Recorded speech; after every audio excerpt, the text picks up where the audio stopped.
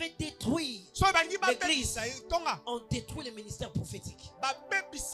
Une église dont le ministère prophétique ne fonctionne pas, cette église n'a pas de direction. C'est pourquoi vous avez des modérateurs sorciers, des chantres sorciers, des serviteurs sorciers. La première des choses, quand un sorcier vient à l'église, viens. Quand les sorciers viennent à l'église, il veut directement devenir l'intime du pasteur. Se faire passer pour l'enfant spirituel que le pasteur n'a jamais eu. Tu sais pourquoi? Dans le but de biaiser le jugement du pasteur. C'est pourquoi Samson a fait une erreur. Il s'est fié sur la beauté de Dalila. Il dit qu'il est un prophète. Il devait d'abord lire l'intention. C'est pourquoi laisse-moi te dire, ne laisse pas n'importe qui t'approcher. Il faut lire l'intention cachée. Pourquoi cette personne veut être mon ami? Pourquoi cette personne veut se rapprocher de moi? Parce que j'ai dit toujours un dicton. En grec on dit je crains les Grecs même en apportant les dons. Il y a un principe français qui dit: sois près de tes amis, mais plus proche de ton ennemi. Il y a des gens qui viennent vers toi parce qu'ils jalousent ce que tu es. Il y a des gens qui veulent évaluer leur élévation en se disant il est à quel niveau avec toi. C'est pourquoi tout le monde n'est pas celui que tu fais entrer dans ton intimité. Jésus les avait 12. Mais dans les 12, pourquoi il allait à la montagne avec 3? Es-tu plus intelligent que Jésus? Jésus a lu les cœurs. Il comprend que Pierre, Jacques, un tel sont capables de voir ma considération et de ne pas me critiquer. Souvent, ceux qui avaient les choses sur Internet, ce sont les collaborateurs du pasteur. Je maudis ton ministère. Toi qui viens dans la vie des hommes de Dieu, pour lire leur intimité. Je vais enlever ma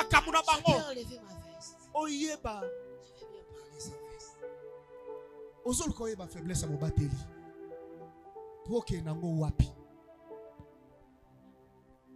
On ne bâtit pas le ministère sur la ruine de l'autre ministère. Tu viens, tu veux voir, elle prophétise comment? Il y a une fille, à chaque fois qu'elle me voit, elle est toujours en train d'apprécier tout ce que je porte. J'ai des beaux yeux, j'ai un bon teint.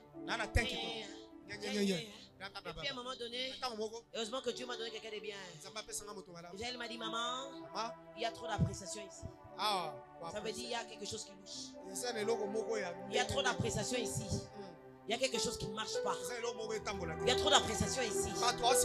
Quand tu viens dans la vie de l'homme de Dieu, au lieu de servir Dieu, tu viens pour voir ses failles. On ne fait pas la publicité.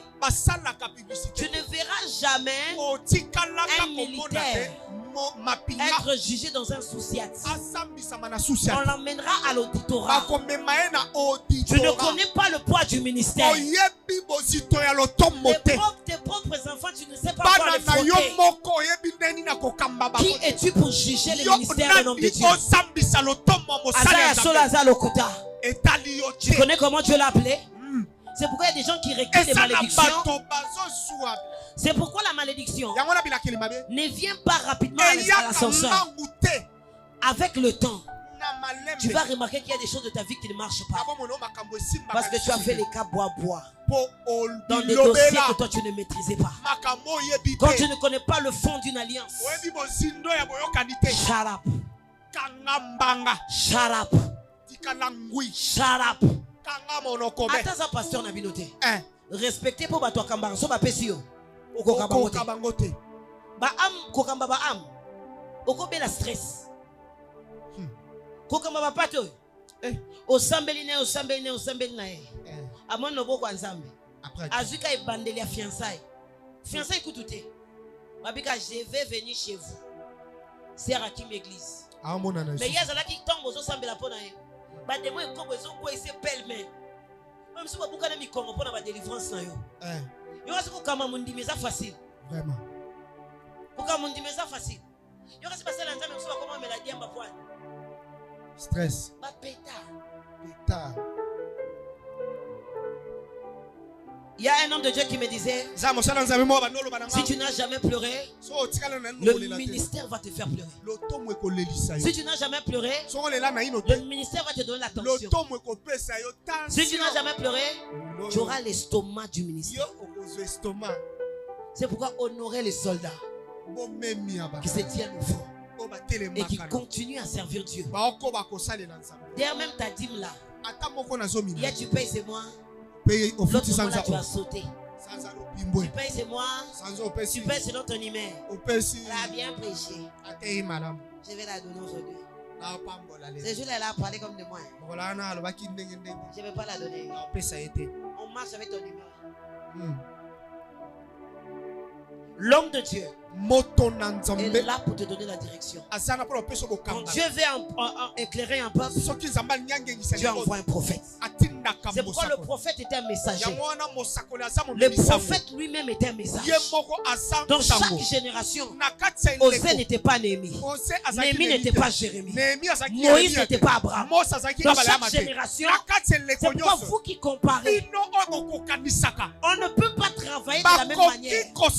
On ne peut pas fonctionner de la même manière. Les disciples aussi avaient ce problème de rang. Ils viennent demander à Jésus, de nous tous ici, qui est plus grand. Dieu les a donné juste une anecdote. Et plus grand celui qui sert. C'est pas celui qu'on sert. Quand tu commences à grandir dans l'esprit, tu comprends que servir Dieu est un privilège. Même un acte d'humilité. Quand tu viens à l'église parce que tu es la femme du gouverneur, pourquoi on doit te mettre ta chaise devant? Tu as vu ici, c'est le gouvernorat. Parce que tu es la femme du président, peut-être par honneur on peut le faire. Par rapport à ton rang, peut-être par rapport au protocole d'État. Mais à l'église, tout le monde est semblable. Parce que tu es partenaire à l'église, toi tu as le droit de pointer même les modérateurs. Le long modérateur qui vient, il est à ton service. Il a ton service. Il serait mieux pour toi. Il y a même des gens qui prennent les cultes à domicile. Je n'ai pas le temps de venir à l'église. Envoyez-moi 7 intercesseurs qui viennent prier dans ma maison afin que je connaisse la pensée de Dieu. Dis à ton voisin, la pauvreté est mal. Et tu vas voir le prophète Jacques là-bas.